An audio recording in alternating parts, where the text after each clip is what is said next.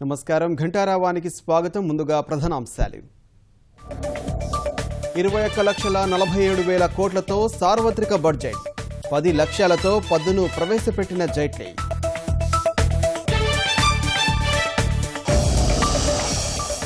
రెండున్నర లక్షల వరకు ఆదాయ పన్ను లేదు, 2.5 నుంచి 5 లక్షల వరకు 5% తగ్గింపు.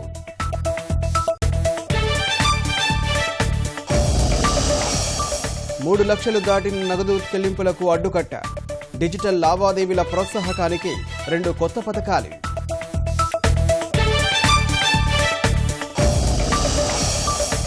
ఐదేళ్లలో రైతుల ఆదాయం రెట్టింపే లక్ష్యంగా పద్దు, కొత్త ఏడాదిలో కర్షకులకు 10 లక్షల కోట్ల రుణాలు.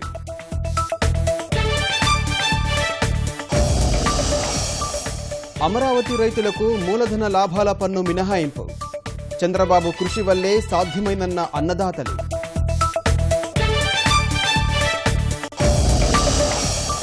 ₹131,000 కోట్ల రైల్వే బడ్జెట్, ప్రభుత్వ ప్రైవేటు భాగస్వామ్యంతో మెట్రో రైళ్లు.